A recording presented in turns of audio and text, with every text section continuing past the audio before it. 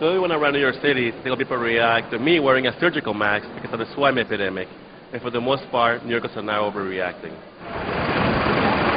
We started out first in Times Square. We got my surgical mask, and then we tried to find any spot that was crowded with lots of people during the day.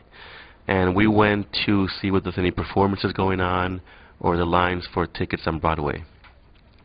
And we just stood in line, and people will look at us and roll their eyes. Some will walk away, and then eventually when we approach them, I would tell them we're doing a story, and they kind of felt better and decided relieved that I wasn't spreading any kind of swine flu around them, even though I had a mask. No, I didn't roll my eyes. I just kind of laughed. I mean, the mask, you know, those ones keep germs from going out, not really from going in. I thought it was a little strange that you would be wearing a mask in line, but buying tickets to a Broadway show where you'd be sitting inside with a whole bunch of people. It don't bother me, but you know, everybody's entitled to their own thing. We both noticed this North African family wearing a mask themselves.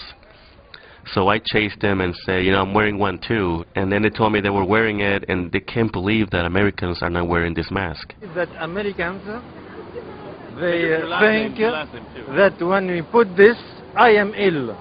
You're ill? A great mistake. To protect ourselves from everything and from pollution. And then afterwards we went to the subway system.